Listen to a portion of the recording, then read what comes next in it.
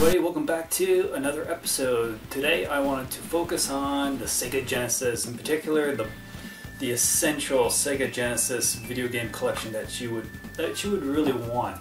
And so to begin with in this video, this is the bare basics, the bare minimum that every Sega Genesis, Sega Mega Drive owner should have. So here we go. Starting off, the bare basics, you want the Sonic series, the complete Sonic series, 1, 2, 3, Sonic and Knuckles, as well as the Shinobi series, Shinobi, Revenge of Shinobi, and as well Shinobi 3 Return of the Ninja Master, the Golden Axe 1 and 2 games, Streets of Rage 1, 2, and 3, Columns, Outrun, Strider. That's a pretty well-rounded selection right there of just, you know, action platformers, regular platformers, puzzle games, racing games, as well as beat-em-ups. So here's a little list of the must-have games on the Sega Genesis: Gunstar Heroes, Castlevania Bloodlines, Contra Hard Corps, Dynamite Headdy, Rocket Knight Adventures, of course, TMNT, Hyperstone Heist, Ghouls and Ghosts, Comic Zone. So here's a little breakdown of some excellent games by genre. For fighters, we have Street Fighter 2 Special Champion Edition, Mortal Kombat series, that's 1, 2, 3, and Ultimate Mortal Kombat 3, Eternal Champions, Fatal Fury, both 1 and 2, Art of Fighting, and Primal Rage. Now for sports, I know that a lot of people don't collect sports games, they're just, you know, reduced to the bargain bins, but for baseball, you want Sports Talk Baseball, Madden 97 for football, NHL 94 because that's a classic for hockey, PGA Tour 3 is the best golf game, Greatest Heavyweights is probably one of the best boxing games on the Genesis, NBA Jam Tournament Edition for basketball, FIFA Soccer 95 for soccer, or football if you're from anywhere else in the world, and WWF Royal Rumble or WWF Monday Night Raw for wrestling.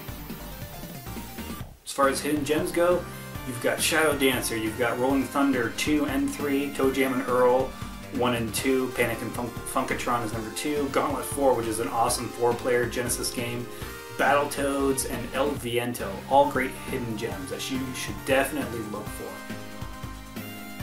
Platformers, hey, the Genesis has a ton of great platformers. There's Alex Kidd, there's Wonder Boy 3, Castle of Illusion, World of Illusion, those Disney games are great, Aladdin is just spectacular, and Kid Chameleon. As far as racing games go, you have the Road Rash series, so 1 to 3, Micro Machines, Super Hang-On is definitely one of my favorites.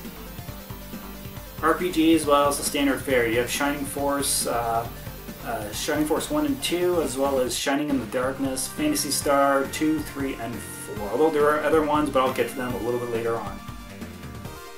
Shoot 'em ups. Everybody loves a good shoot 'em up. There's Musha, of course, Lightning Force, Thunder Force 2 and 3, Biohazard Battle, Forgotten Worlds, Felios, and of course Truckston.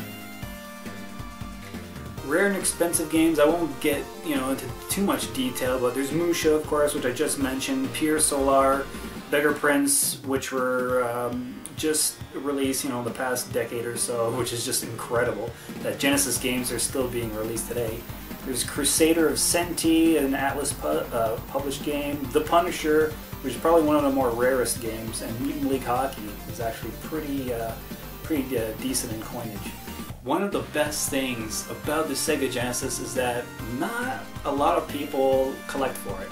You know, Sega is not into making consoles anymore, so, you know, it's not really in the public eye. You know, most people, newer generations, just think of Sega as a third-party publisher, basically, which is great. But, you know, there's 3 different types of Genesis models out there. I have my favorite one, Model 1. There's Model 2, of course, which is nice and sleek. I really like that design. And, you know, Genesis games, if somebody's getting into collecting, I would really suggest them to get into Sega Genesis or a Mega Drive, because most of the games are really cheap and inexpensive, and even the most sought after games, like, you know, the Konami titles, Rocket Knight Adventures, and, you know, not Dynamite Headdy, but that's a good game too, but like Castlevania Bloodlines or Contra Hard Corps, you know, those are some really must-have games that won't really cost you a lot.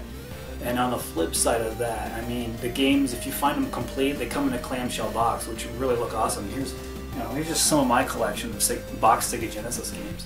It's really inexpensive. People, you know, it's not like the NES or SNES. People are just, you know, grabbing these games by the midful, and you know, especially the SNES is really getting expensive. And you know, Sega Genesis, you can't go wrong with this system. It has a ton of great games, ton of great content. You know, this is just like the pure essentials of what, you know, you should have, or you should look for at least. Some really great games, tons and tons of great games, a lot of fun ahead of you guys. I hope this little list proved useful, but you should really check out those games. Anyways, this is the Max Impact 24 channel. I'm Will, your host, of course. I really hope you like this video. Like, comment, and subscribe as always, my friends. In the meantime, in between time, for those about to retro and play Sega Genesis, we fucking salute you. Take care.